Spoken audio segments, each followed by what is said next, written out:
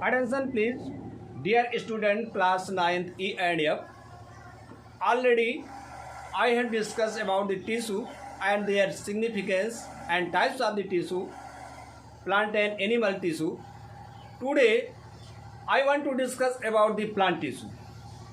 Plant tissue based on the meristematic activity of the plant's tissue are of two types.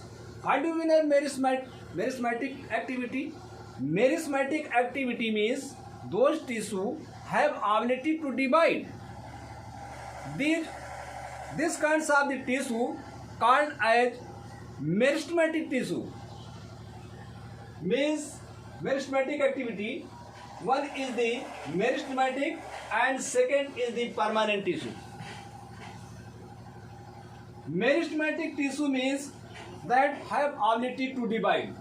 Permanent tissue means that lost dividing capacity. The permanent plant tissue are also two subtypes.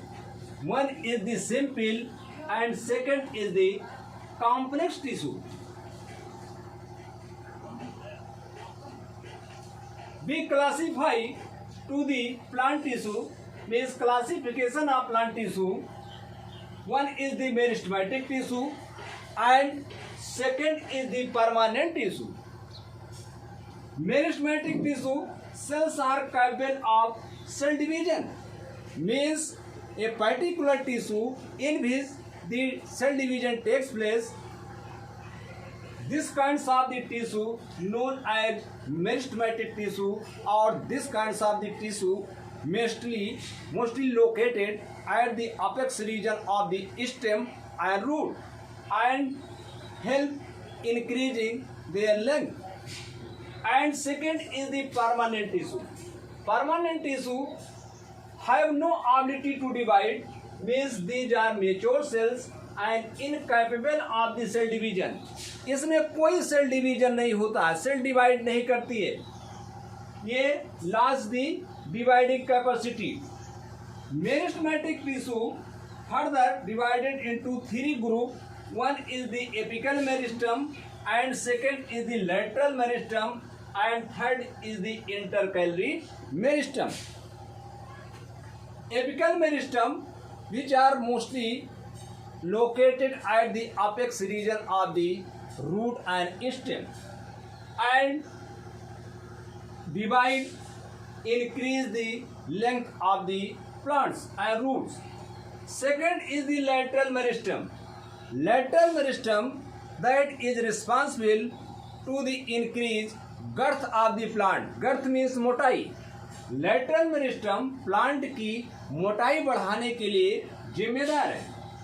And third is the intercalary meristem. Intercalary meristem responsible to the increase of the internode. And permanent tissue further divided into simple tissue and complex tissue. Simple tissue are further divided in parenchyma, parenchyma and sclerenchyma.